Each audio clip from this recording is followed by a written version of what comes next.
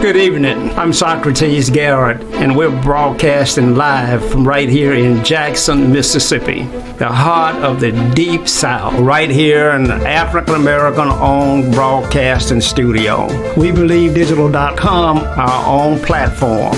And so it's critically important that in the African-American community, we control the narrative. I look forward to receiving opportunities to show and advertise your products for goods and services and to move your brand along in this community. We're broadcasting live on Facebook. When We Believe Digital Podcast, go to Roku and download our app, and We Believe Global, with shows like this to bring articulate, intelligent conversations and dialogue to our platform. So I'm here to continue sounding the alarm. This is how the South is going to rise again.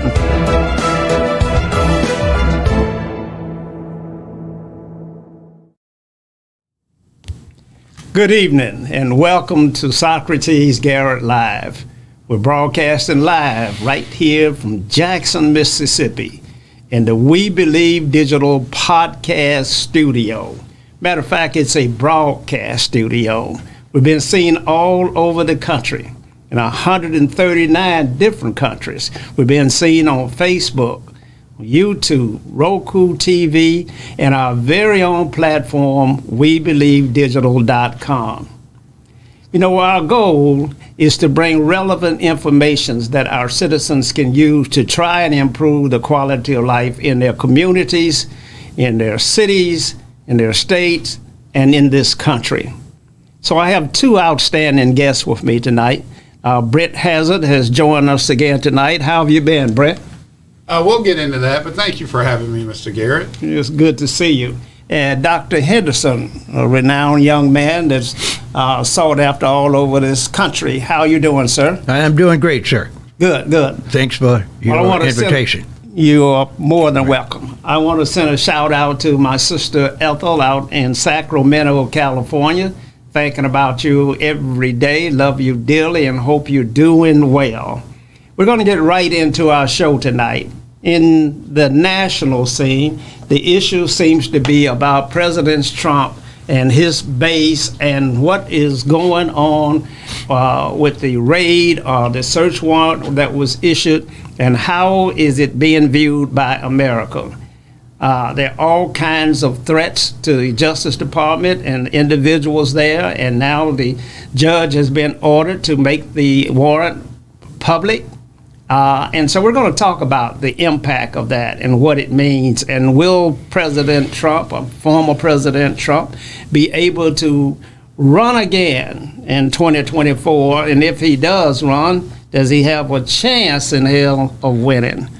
I'll turn to you, Brett. Let's talk about the warrant of the president's home. How is it being seen by Americans?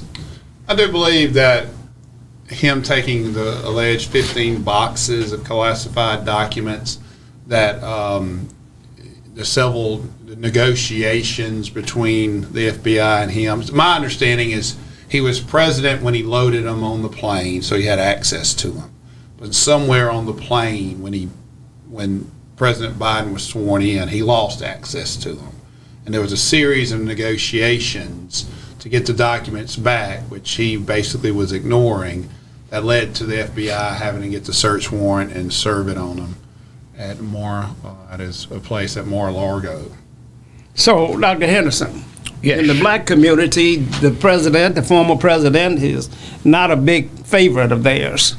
How is this being reviewed and seen in the African-American community? Well, the people I talk to think it's a good thing that they're having some trouble where the former president might be in a position where he will not be allowed to run for president in 2024.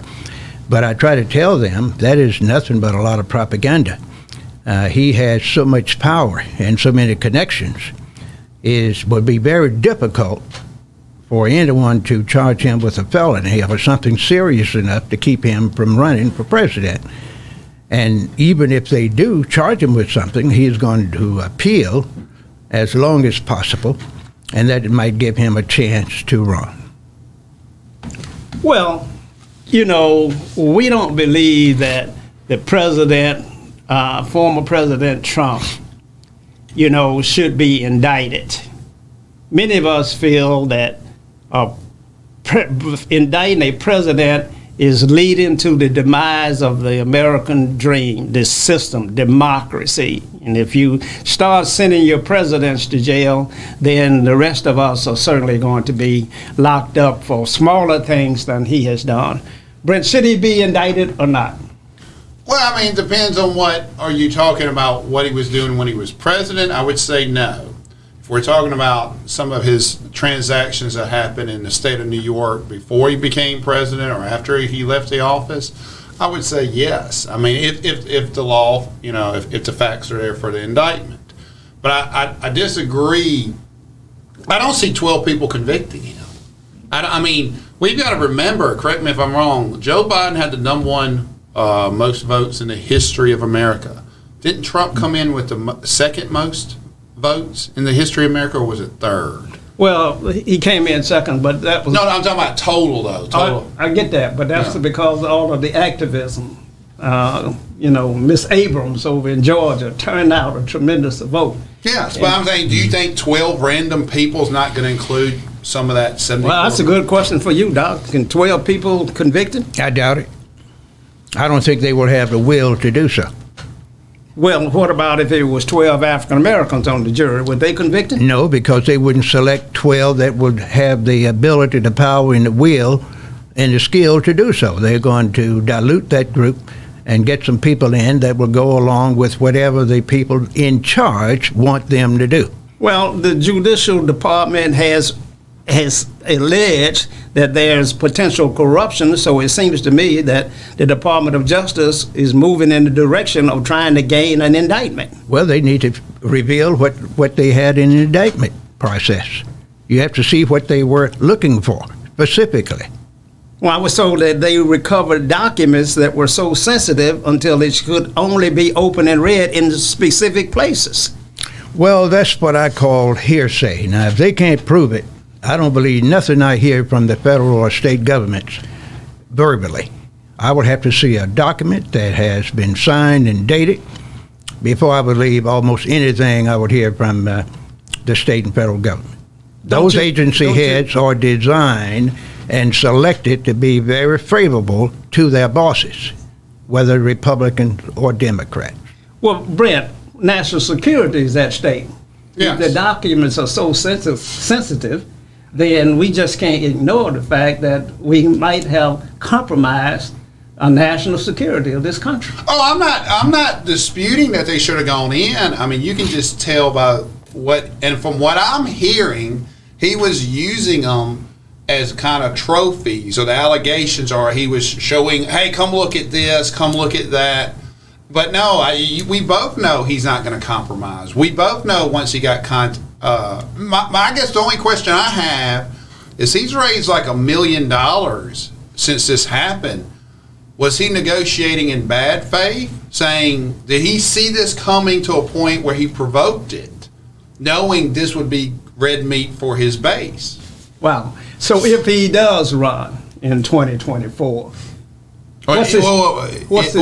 did you say if or when? I said if. When? Oh, you think he's running? Do you not? I don't know. He's running. He couldn't keep himself. I mean, when you're talking about a narcissist, when you're talking to go to a campaign of any president or presidential candidate, Clinton, Obama, Reagan, Bush, there's some narcissism just to go through it because it doesn't pay $250,000. Now, when you get out, you get the $50 million. But to put your family through that, and you've got a healthy narcissistic ego to begin with.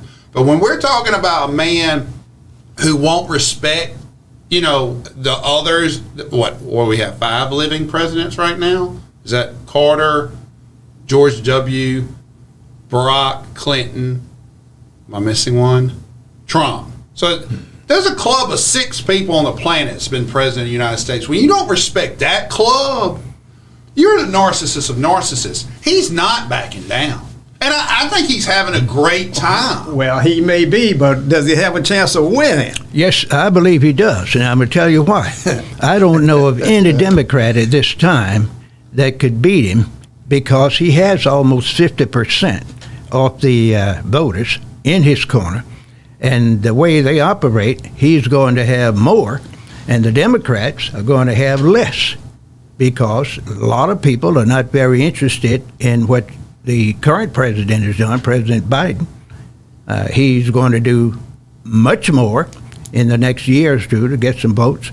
But right now, if they would put those two boys together in 30 days and let them run for president for 90 days, Trump would win. Wow. Wow, I guess there's some merit to what you're saying because he absolutely destroyed Liz Cheney in Virginia. Exactly. Wyoming. Was it Wyoming? Yes. Okay. And so what's your thought about her now in terms of the anticipation is that she'll announce that she's a candidate for the presidency in the Republican Party? That's such a loaded question to me because to me this all started with Fox News. And I understand there's a natural biasness in the media, not because I think they're Democrat. I think it's because they're coming from big cities. And if you come from Chicago, if you come from New York, or if you're working and living in L.A., they're going to be mostly Democrat. And then you throw in a journalist, a more liberal background. I think you're going to have, it's not going to be, I'm planning on it. I don't think there were meetings, but you're going to be more liberal in your takes and your stances, and then go support the Clintons, the Barack Obama naturally.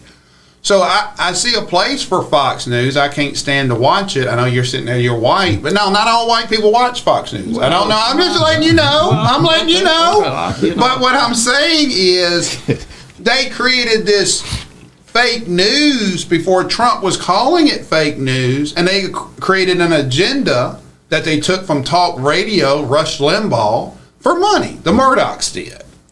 And they gave Trump an opportunity not to be fact-checked. And now he's gotten so crazy, some of the Fox hosts have kind of questioned him because he's so, to me, Trump is doing wrestling. He's doing a WWE promo, and he's whether it's genius or accident, he's realized where everybody else was trying to get that 10% crossover, get my 50%, and then get that 10% moderate vote or that 10% crossover vote. Reagan Democrats, Clinton got it, Clinton Republicans. Trump said, I don't need all that. I'm gonna get in the final race. It's gonna be me and you, as long as I'm in the top two, and then who knows what'll happen. Well, he activated the Proud Boys. That's his base. Oh, yeah. And so, when he activated that group, then you saw blue states turning red, like Michigan. That's not, but I disagree with that, Socrates. I'm not saying he didn't play to them. I'm not saying there wasn't any whistling. There's just not enough people of the Proud Boys. He got a lot. I mean, the Proud Boys, or that David Duke would have done a lot better if all it took was the Proud Boys. He hit the way he attacked people in debates, the way he destroyed Jeb Bush. He was hitting a nerve with the Republicans to have all-time turnouts. Well, do you think the Proud Boys were activated, and do we have Proud Boys in Mississippi? Of course we have Proud Boys in Mississippi. We have them in all states. And of course they were activated, and that's their job, to cause disharmony, non-peace, and destruction in America. They believe in killing, they believe in bombing, they believe in assassinations, and they will do anything because they are what I call nationalists. And they have a potential to honor someone that has the ability to be a dictator. Wow. And so the Second Amendment, which guarantees the rights to have a militia to bear arms and things of that nature in this state, is something that we still honor dearly in the South. And so no gun control, regardless of what's happening in the country with mass shootings and active shooters in schools and high murder rates in southern cities. We still see that the National Rifle Association has a stronghold on elected leaders. Well, that is true. but I endorse the Second Amendment myself. I think every citizen 18 years of age ought to have a weapon, provided they know how to use it and have the proper training. That is something you need as a citizen to defend yourselves, especially if you're a minority citizen. Who are you defending yourself from? You're going to be defending yourself from the people that want to destroy you, take your voting rights away, give you an opportunity not to participate as a full citizen. For instance, I'm going to use black folks as an example. Black people have fallen from position number 2 in America in the economic, political, and social pecking order to number 7. Every other group in America has more clout, more power than black folks. We are an outcast in the minds of many and a member of a permitted underclass, and we are losing ground every day because the national structure does not care anything for black folks. They care nothing for black folks on the state level in not one state that I know of. And if black people don't do what they need to do to protect themselves, organize on the local level where they are in majorities and take all the political positions and get competent leadership that can carry things to the point where we can get things done, we are doomed and would be set back at least 2 or 3 generations. Well, let's hope that doesn't happen. But he brought up the state level. And so we're shifting now from the national scene, but we're staying with, which seems as if more of our prominent European leaders are in trouble. The former governor of the state of Mississippi. Wait, did you just say European leaders? Yes. Is that code for white? Yeah, very much so. Okay, just making sure. You prefer white European? I'm just, I don't know. I mean, you from Greece or Australia or somewhere? I'm from Greenville, Mississippi. Oh, okay. Okay. I know you've already known where that is. They wouldn't let you, with that nice little cranberry jacket, they wouldn't let you out of there. And I don't want to be there. I'm just saying. Can I respond, though, to Dr. Henderson? Of the Delta and too many plantation and plantation owners for me to be up there. But yes, you may respond. No, but I disagree that black individuals or the African American communities losing power when we have a president of the United States in office. Because what was he, 6 going to South Carolina? Was he 6? I mean, his campaign was dead, and the African American base got behind him and said, "Here's the one." And next thing you know, you have your first African American Supreme Court, a female Supreme Court justice.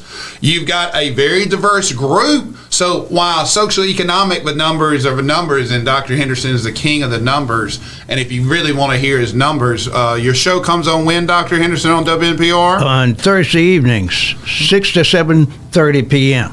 But with that said, I disagree. I think this is the strongest time politically for when you have a African American from Edwards, Mississippi, sitting on the commission on the January 6th. He chairs the commission. Chairs, yes. He is running it and doing a fabulous job. I think this is the best time. Now, social economics, I think the problem is with African Americans, they're just Americans. And that we are now having more billionaires and less middle income, middle class. But back to your state question, because I want to answer your question. I like the cheap shots you took at me on Dr. Henderson's show. I couldn't get to respond. I want to respond to you. Go ahead. I'm glad you didn't deny it. Go ahead. I'm glad you didn't deny it. I don't recall the cheap shot, but go selling ahead. out my clients like Brent does. That was a statement. But I mean, that's part of the commercials. I hear that commercial by Morgan & Morgan a lot, and they say that your attorney will sell you out. Well, I'm just saying that Richie's been here for 37 years, and I'm pretty sure my track record, whether it's taking on Microsoft or taking on international cartels or taking on some ass I took. You never cut a plea deal for your client when your client said he didn't want to do a plea deal, but you told him that it was in his best interest because they were. I always advise people, but Sunshine, I know you're not used to this, but being a redneck from the Delta, I enjoy going and fight in front of 12. I believe in that jury system. I try to get in court. I make my money. Not only do I make my money in court, that's why I have the #1 radio show on WNPR, with all due respect to everyone here. I have the #1 show on We Believe. I have number one show on Super Talk. The more I fight, the better I do. Makes my bank account very well. He seems to say that you're wrong in terms of the status of African Americans dropping from number 2 all the way down to number 7, and that they're just Americans, as he put it. He didn't classify them as being under some undue burdens because of discrimination and racism that's permeated this country over 180 years. Well, the fact is, Mr. Socrates, black people have never been Americans. The Constitution validated that by saying basically, and I'm paraphrasing, that this country is set up for European or white folks with property. That's basically what it is. Black people were excluded there. They were excluded with the Declaration of Independence. And every time they got a semblance of validation, they were beat down by the Supreme Court in various decisions that said basically that the black man has no rights white folks ought to respect, and that law is still valid today and is used and encouraged by local, state, and national leaders. Hold your point. We're up on a commercial break. We're going to take a break here, and we'll be right back. Let's read and learn together. Meet Mason. Written by Sherry Tate, illustrated by David. Mason is a young, inspired learner. Walk with him as he uses his 5 senses to explore the world around him.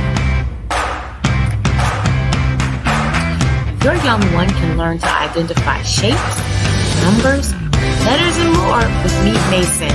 Available now on Amazon.com.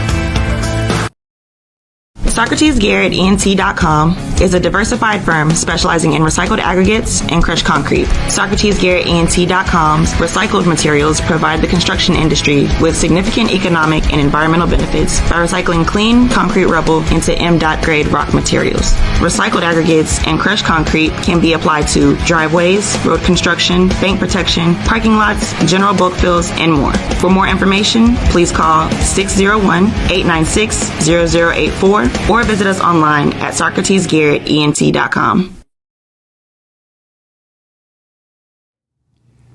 Welcome back. We're broadcasting live right here in We Believe Digital Broadcast Studios. We've been seen in over 139 countries. You can find us on Roku TV, on YouTube, on Facebook, and our very own platform, WeBelieveDigital.com. You know, we want you to join us in this conversation, and you can call in and dial this show at 800-492-5186, or you can call us at a new number that our engineer has posted up that I'll give you very shortly. And so we look forward to you engaging in this conversation. That's the purpose of this platform. We want to make it available to you. It has very affordable rates. We need good content, and we need advertisers and supporters. So, you know, share with us, share the broadcast, hit the donate button, subscribe, advertise with us. It's critically important. We're probably the only African-American owned broadcast studio in Mississippi that focuses on this kind of information. You know, most studios focus a lot in the entertainment arena, and we love entertainment. We need to be entertained, but somebody has got to deal with the social injustices that are occurring in this country and have been occurring from the beginning of time. As Dr. Henderson just said, that the black man, a white man, was not bound to respect the black man in any way. I find that to be really harsh, that would be written in our Constitution, and I just have difficulty with that. And so we're going to have to really think about this. And so we're going to move to our guests again. Attorney Brent Hazard is with us, and the legendary Dr. Eldridge Henderson is with us this evening. So we're going to move to some issues in state government, because corruption and crime at the national level and the state level just dominates the news. Now, our local media, they want to parade African Americans who shot who yesterday evening. They focus on that. But here at We Believe Digital, we focus on the hard crimes that are occurring that really affect the most of us every day. Brent, I'm told that there's $96 million missing in a welfare scandal of the misuse of TANF funds. What do you know about that? Well, no, it's been Mississippi Today has done a great 15-part. Anna Wolf has done a great part of it, analysis of it, where it was taken. Phil Bryant was kind of using it as his personal. In my opinion, Phil Bryant was trying to become the next lobbyist, like a Haley Barbour, and he was trying to set the groundwork by using these welfare funds and food stamp monies to get on the good graces of Brett Favre, of this pharmacist in Florida. But I mean, to be fair, Jody Owens, an African-American prosecutor, is the one. Now, he has not indicted Brett Favre or Phil Bryant, but he's indicted the head of, was it DHS at the time? Mr. Davis? Yes. He's indicted the News. If anybody, and I know you two esteemed gentlemen knew, the News were major Republican backers, and they've been indicted, and I've heard they've cut a deal. I don't know if they've announced it or not. But now, how many years, or how an African American's doing all that? The Hinds County DA's doing all that. Now, the feds are doing their part too. But Shad White didn't go to our Attorney General because, in my opinion, he knew she was going to be political. She hasn't really done anything. She allegedly fired her attorney for issuing a subpoena to about Phil Bryant. She went to Shad White went to Jody Owens, and Jody Owens has done everything. He's been an outstanding prosecutor on the issue. Now, like I said, I'm going to reserve judgment whether he indicts Phil Bryant or not. Whether he indicts Mr. Favre or not, I feel like they should be indicted. Everyone is innocent until proven guilty. But, I mean, I think when you look at that, people are being held accountable. But, you know, we got to give the process a chance to work out. But, yes, I think Hinds County DA, if we're going to come back as a county, Hinds County specifically, the Hinds County DA needs to start impaneling more grand juries about any type of corruption. We're talking about whether or not the former President Trump should be indicted. Do you think the former governor of the state of Mississippi should be indicted, Dr. Henderson, based upon this welfare scandal, misuse of TANF funds? And tell our audience what TANF funds are meant for. Temporary assistance for needy families. That's money for poor folks, if you want to hear the real news on the Mississippi level or the national level. That money is designed specifically to help the poor people survive in a non-survivable area. They help them with health care, food, clothing, education, or whatever, and they get just enough subsistence funds to keep from falling dead from hunger and other things. They have very little money for rent, food, clothing, transportation. They usually live in the worst part of any city or town or in the rural area. Many can't pay their utilities. Many are moving with grandparents and other relatives, 5, 10, and 15 in the house. 3 and 4 generations are together. And most are not married, and they're still continuing to have children. It is just a mess. And if you give someone money because they have a temporary need, you should put strings on it where they have to improve themselves economically by acquiring some kind of skill where they can get a livable wage. That's the mandate that a lot of black politicians don't want to be associated with. They say, give the poor folks... Are you justifying the fact that the governor took the money because black folk haven't improved themselves? No, I'm justifying the fact he took the money because allegedly they control it. And they have never given the proper monies that's been allocated to Mississippi to poor people. I'm talking from experience. I know of a case where a certain department had millions of dollars, bought millions of dollars worth of equipment, put it in the basement of a certain institution, never used it, and then applied for additional funds in several years. And then returned millions of dollars back to the state, and all this money was for poor black and white folks, or anyone that's poor that meets the criteria to get those funds. That's like stealing from the church, breaking in a church and stealing the statue of Jesus and stealing the Bible and the choir robes. To take from the least of us is most despicable. And to misuse TANF funds in this way is causing a lot of consternation. A lot of people are concerned about this more so than they would be if they had robbed a bank.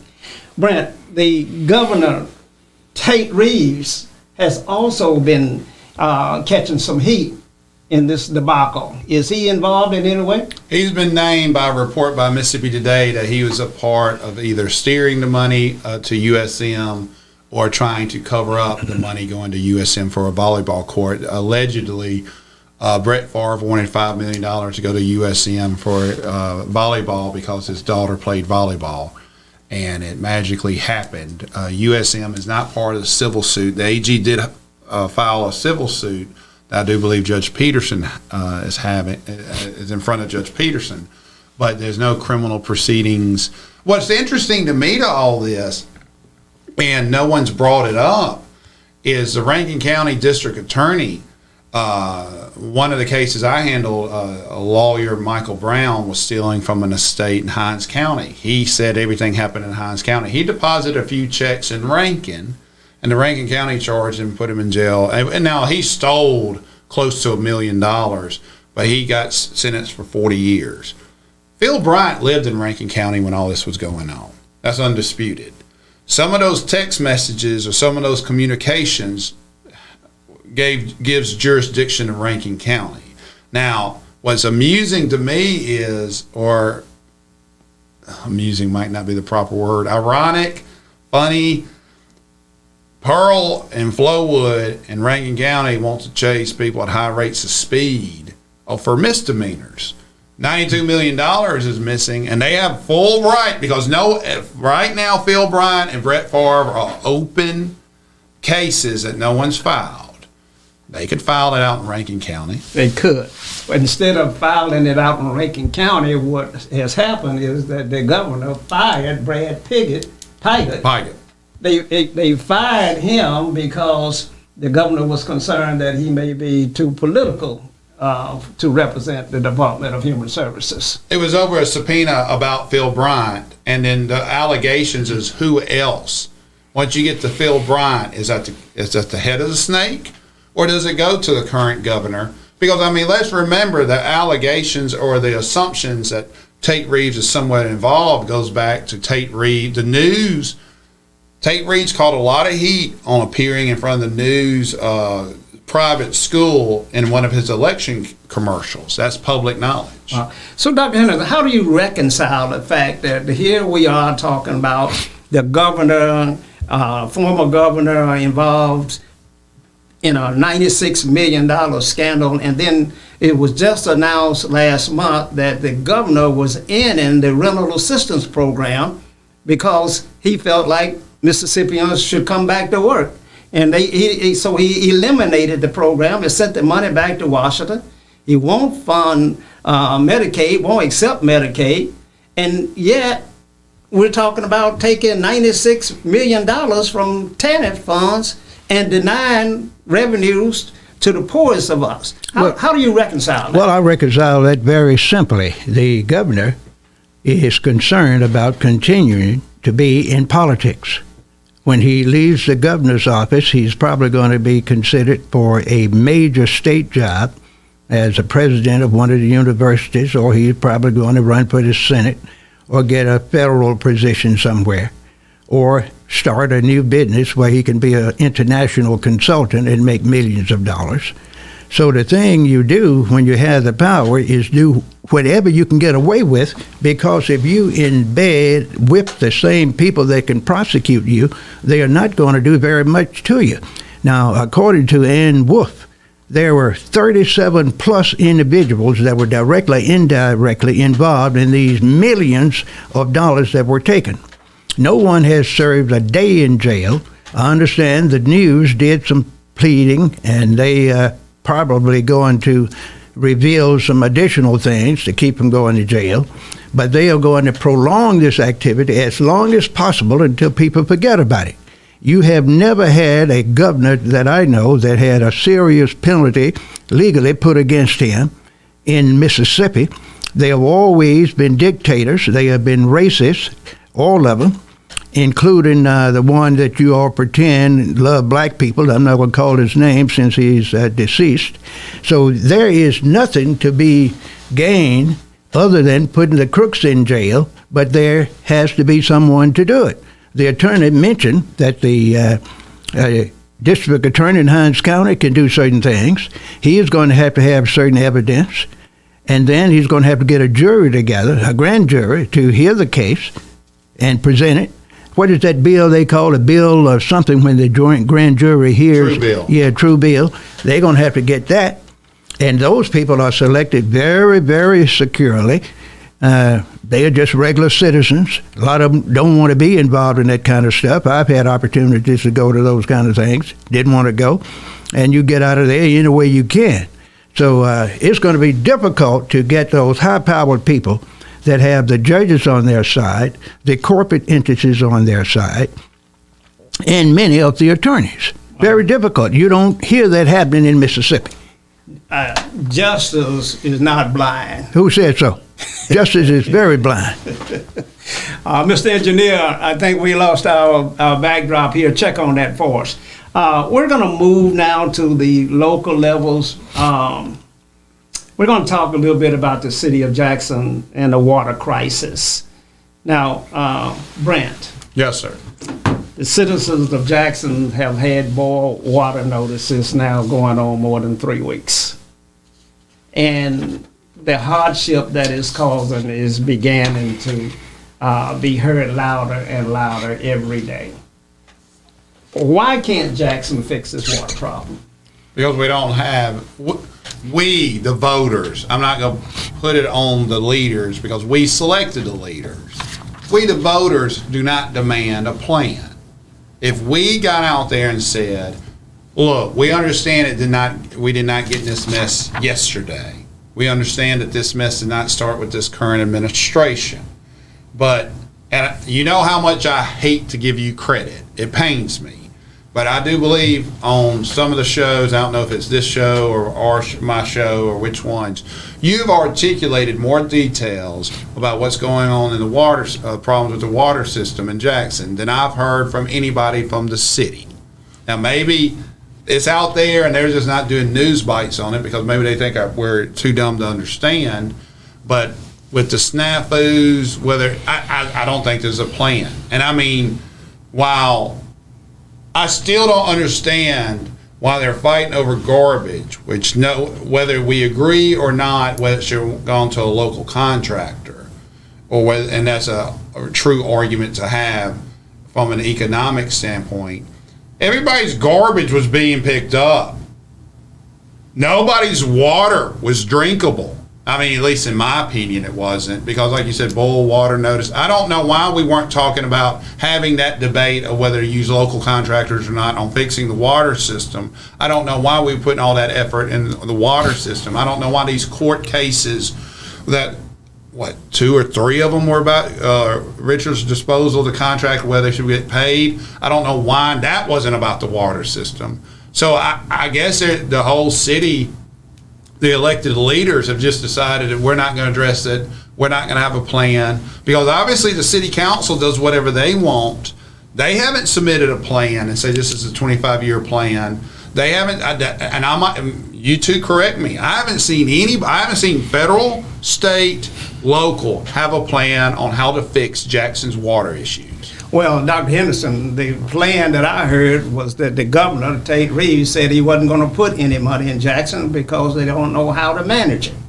So Jackson gets nothing to assist itself in correcting the problem. Well, he did say that.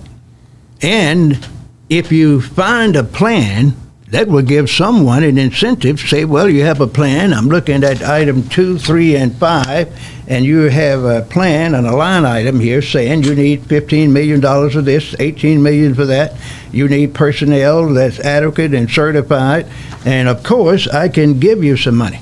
Now, I have done some research here, and I put together a 10-year strategic plan for Jackson and Hinds County, where they ought to be doing a joint venture dealing with mandated infrastructure upgrades and compliance issues, and they can solve this problem.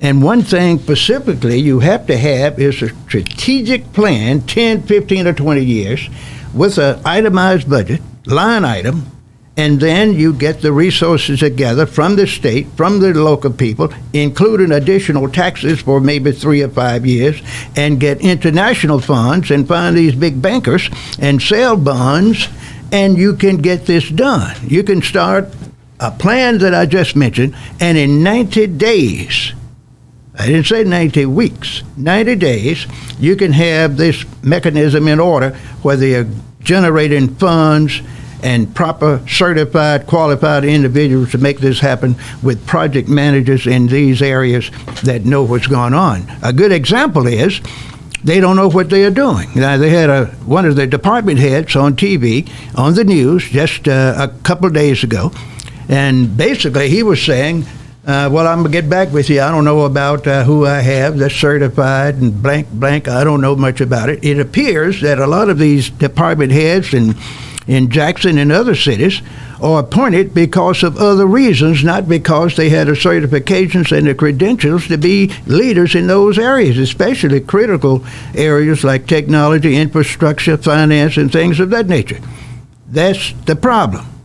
And then the voters don't care because they don't vote. All they do is complain and criticize the politicians. And I've been telling you all for years, you don't criticize your enemies, you organize against your enemies. Find out how you are being hurt by your enemies. Find out how they are getting the gains, and then figure out a way to take them. So you can get what you deserve as a citizen. It's difficult to understand who the enemy is sometimes. In the Army, we used to call that friendly fire. We That's were right. losing as many soldiers from our own team as we were facing the enemy. I had the same experience. A lot of friendly fire going on I guarantee in Jackson with your city council Exactly. down there. And sometimes there are reasons for friendly fire. I know in my situation, when I was in the war, there was reasons to eliminate certain people because they were causing more problems than the enemy. And everyone would always turn the other cheek and will tell you indirectly you got to solve your problems.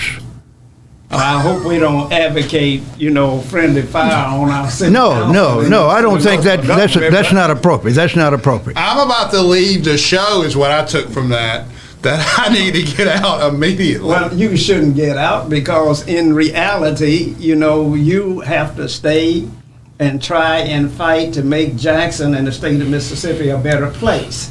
That's one of the things that we have a problem with, is that all our good people are silent and they don't say anything.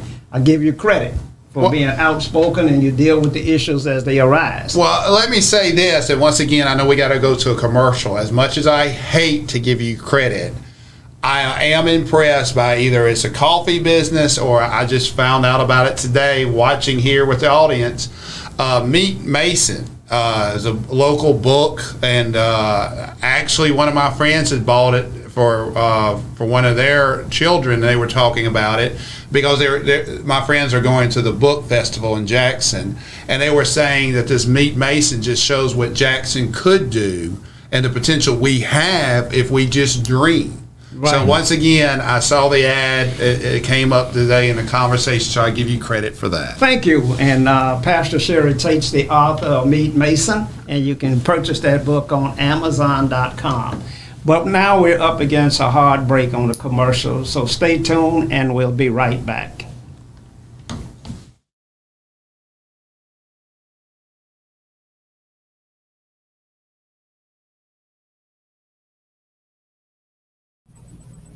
Let's read and learn together.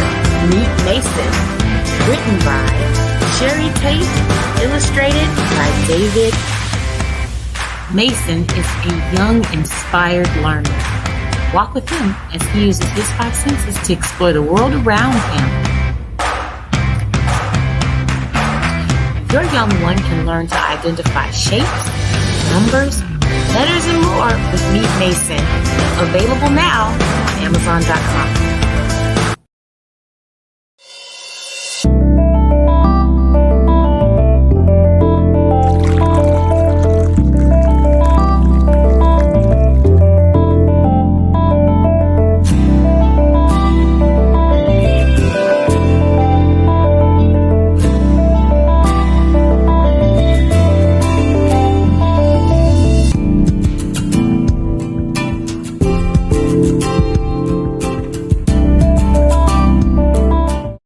Welcome back. We're broadcasting live from We Believe Digital Broadcast Studio, located right here in Jackson, Mississippi. We're broadcasting in over 139 countries. We're being seen on Roku, Facebook, on YouTube, and our very own platform, WeBelieveDigital.com. We need you to share the video. We need you to hit the donate button. We need you to advertise with us. We need you to be participating in some of our shows. We need you to have your own shows here in the studio or remote in. You know, there's a lot we can get done if we share the information and ideas and say what's working in other places, and why don't we bring that here. One of the problems with being a small business person and being in a poor state is that you don't get out and you don't see much. So you don't have any creative ideas. There are no CEOs in Jackson, Mississippi, in Fortune's 500s. So we don't go to meetings and there are 10, 15 millionaires and CEOs in our presence. So we don't see that. And so we lose the value of creative ideas that others have access to. And so we just kind of mull around and fight with one another and bring each other down. And that being said, you know, Jackson, Mississippi is 85% African American. And recently, 5 members on that council voted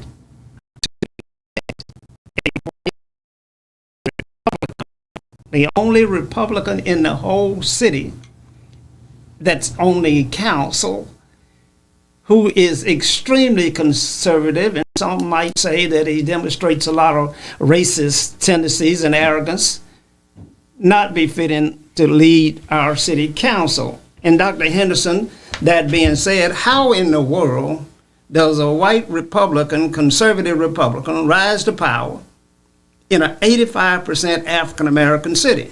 It's very simple. He probably used the tactics that I used to use and others. As an old person in education and some kind of business opportunities for years, I would always go and get on a committee that's associated with what I'm doing, whether I'm in business or education, and always wanted to get a position of leadership. I didn't want to just be a member. So I would look at the people that had to vote. I would have my people to look at them and see whether they had adequate finances, see whether they had any skeletons in the closet. And then I would approach those people and ask them who they think ought to be the leader, who should be the chairman, who should be the vice president or whatever. And you talk to those folks and ask for their support. And if you can't get their support, you ask them about some of the problems they have and let them know that you can either help them or hurt them economically, socially. Reveal this information about them. I have your police report on you. Now that is simple, but that is the way it's done, and all you need is a majority vote. Who is your banker? What is your mortgage? What are your needs? You have young people getting ready to get out of high school. What college are they going to? Well, sir, I don't know yet. We want to go to a major university, but we don't have the funds. We don't have a scholarship. I can make that happen. That's the way it's done. So when you have people that have economic and social needs and have other problems that they don't want to address to the public, you can pull them aside and ask for their vote in support. And in most cases, you get it because you don't need nothing but the majority. Well, Brent, if a white conservative Republican can rise to president of the city council, is Jackson ready to elect a white mayor? I think we're getting to a point where we're looking more at merit-based and who's making progress than who's going to bring results than we are at race, because as we become more global, a friend of mine just got back from Europe and he said, man, what we need to understand is there's no black-white except in America. In Europe, he was with a couple black people, a couple white people. He's like, we were just Americans and we were hated equally.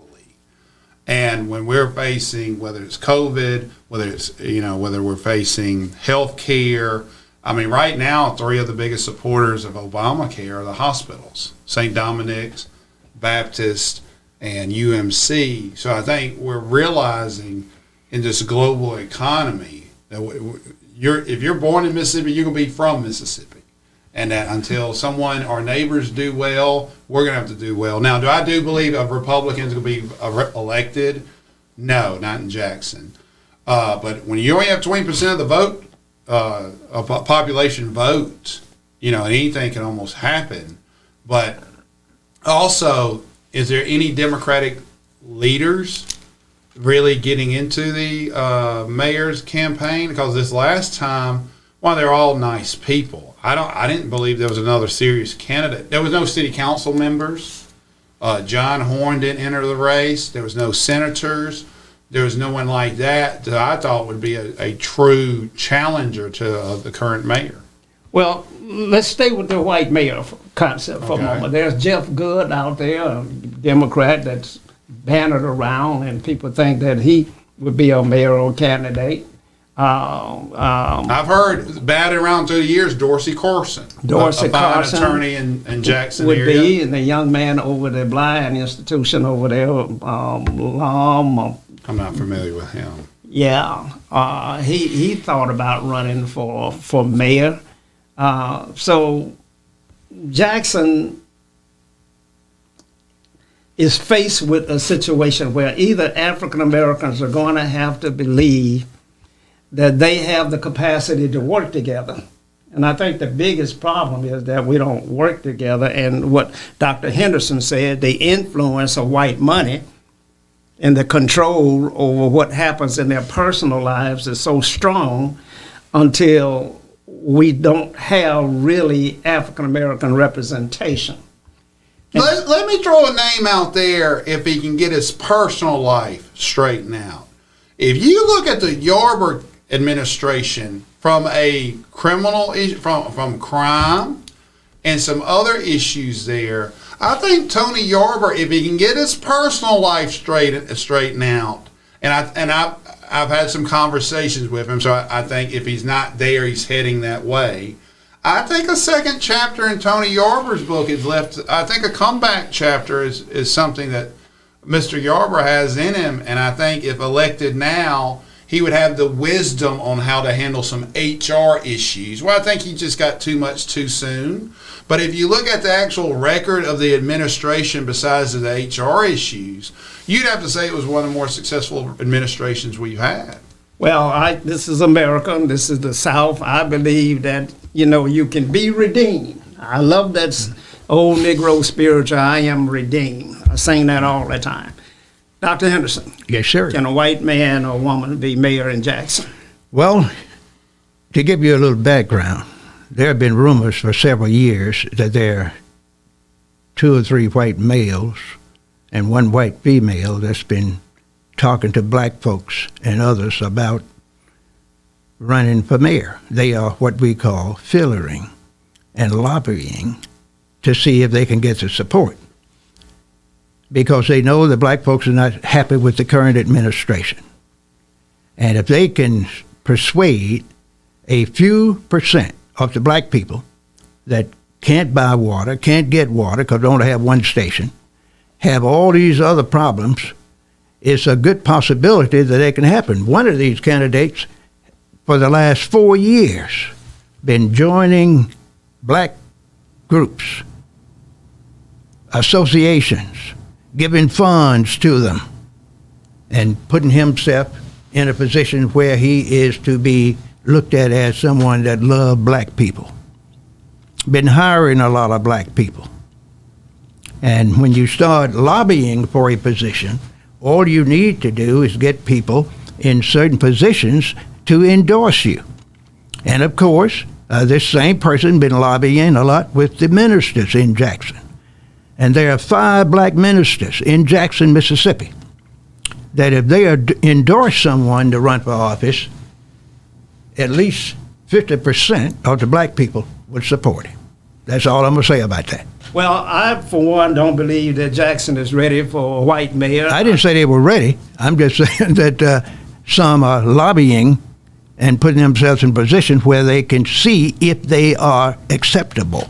Well, Yeah. Socrates, let me ask you, what names, if you're talking about white candidates to be city of Jackson, what names would you throw out? Well, first of all, I don't believe that Jackson needs a white mayor. How about a mayor who happens to be white? Well, I don't believe they need a mayor who happens to be white.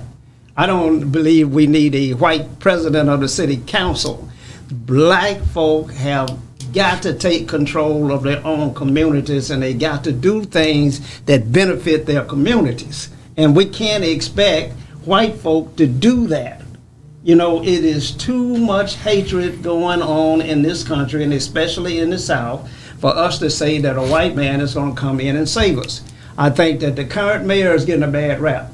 I think that he is being piled on by the city council that's under the control of white businesses.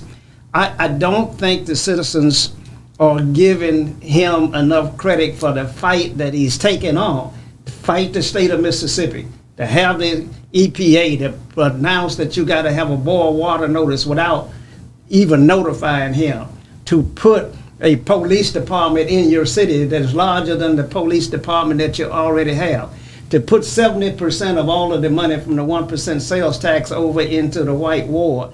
And he's fighting that, and then he's got to fight black people on the city council that won't even vote to give a black man a garbage contract. I think the man is getting a bad rap. I think he's up between a rock and a hard spot. But I do believe that if the election was today, he'd win by a landslide, as he did the last time. Well, now, I can go along with that. I believe that is possible because the same people are going to vote for him, the same 25 or 30%. And they will vote for a person like that, hoping that they will change and be renewed and probably come out on his own accord. Most of us know that this young mayor was elected because he was following his father's footsteps. That's what a lot of people were thinking.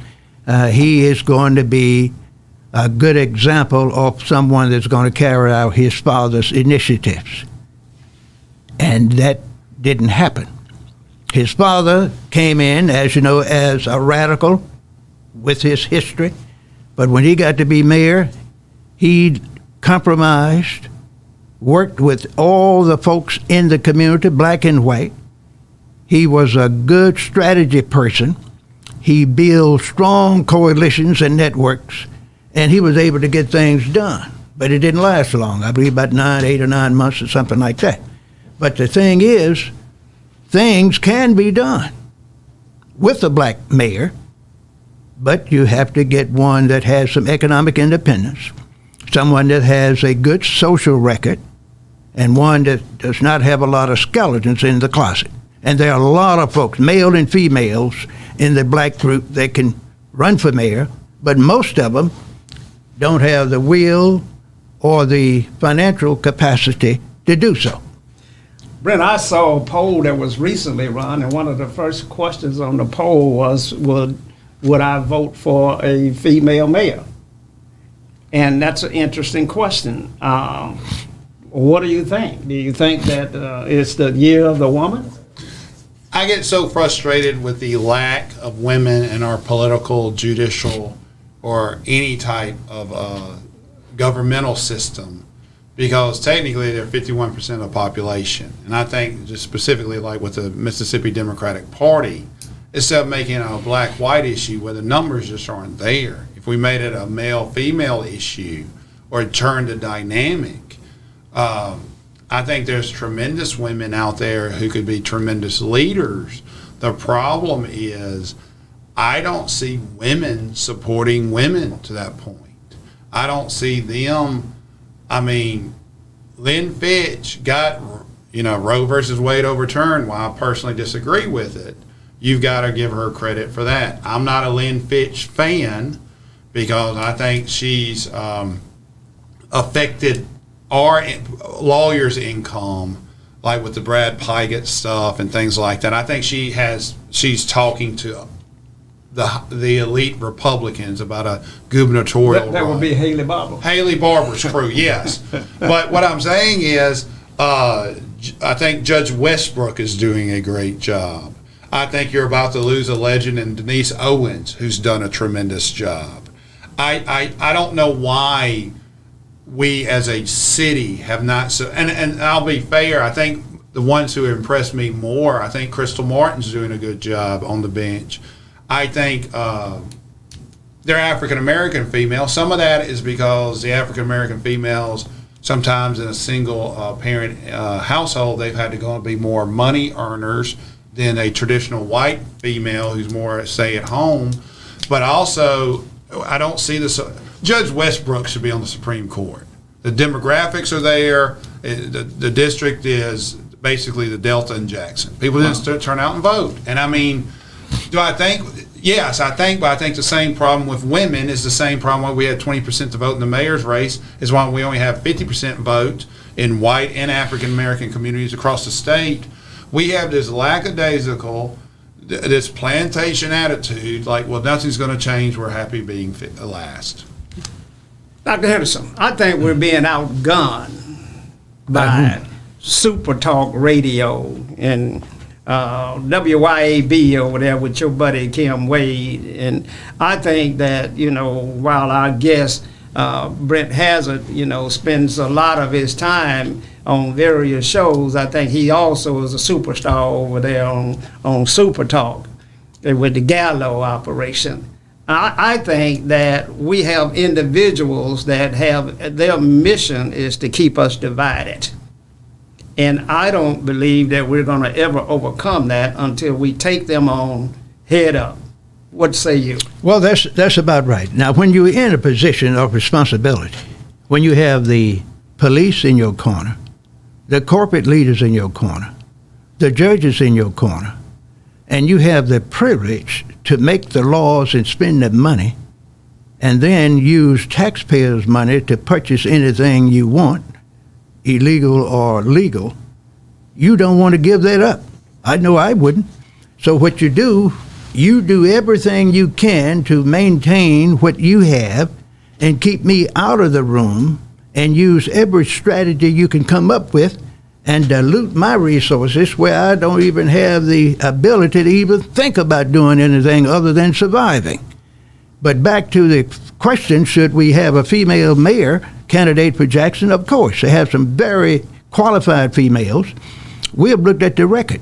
They have more females registered to vote in Hinds County and Jackson than black males.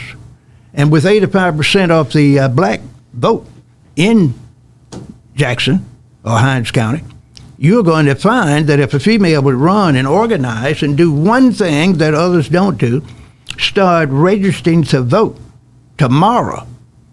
Registering people in high school, pull the voting record, and look at all the people that are not voting, and then find out who those people are that's living all over the district that's not even registered, and get those registered.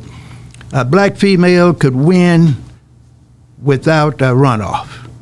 If they had one thing, a good financial backing. Can I throw a name out that we haven't talked about? Throw one out. Wanda Evers. What are you saying? I'm just saying, I know she has a very strong relationship with the white mayor of Clinton. I know she's running WNPR. I know that she stood up to David Archie, and she stood up to me. Wanda's not afraid to speak her voice, but she's also made rational decisions, whether it's coming to a common ground with me, David Archie, or whoever, and that she has a name, she has recognition, but she knows, she sees the global position coming from Chicago, but she also sees the importance of African Americans with her dad. So what are you asking me? Do you see her as a viable candidate for mayor? No, I don't. She had an opportunity to do that. She made a decision that she's not going to do it. Okay. I think she does have a political future. I think that she has her eyes set up on a specific office, and I think she'll announce whether or not she's going to run for that office in the upcoming months. Well, we're coming to the end of our show, and we've been broadcasting live from Jackson, Mississippi. We're in the heart of the Deep South. We're in the poorest state in the nation, and when you're African American in the poorest state of the nation, you are in a real bad situation. But we fight our way through it, and we rise, we overcome, and we achieve. And there are some outstanding African Americans that have come out of Mississippi and gone on to do marvelous and wonderful things. And we're going to celebrate their lives and their histories and their legacy. We're not going to forget the Medgar Evers and the Vernon Dahmer and the Fannie Lou Hamer and the civil rights workers. We're never going to forget that. But we're also going to have to deal with individuals now that can move us forward. And while we were talking about a female candidate for mayor that comes from the advocacy background, we're going to have to require a little bit different skill set. One that understands that there's $1 billion flowing through Hinds County where African Americans leaders control, and yet the African American community is getting poorer and poorer, and the business community is on life support. We got to make some changes, and we got to figure this out and figure it out quick. I want to thank my guests for joining us tonight. This has been Socrates Garrett Live, and until next week, stay safe and have a great weekend. Good night. Let's read and learn together. Meet Mason. Written by Sherry Tate. Illustrated by David. Mason is a young, inspired learner. Walk with him as he uses his 5 senses to explore the world around him. Your young one can learn to identify shapes, numbers, letters, and more with Meet Mason.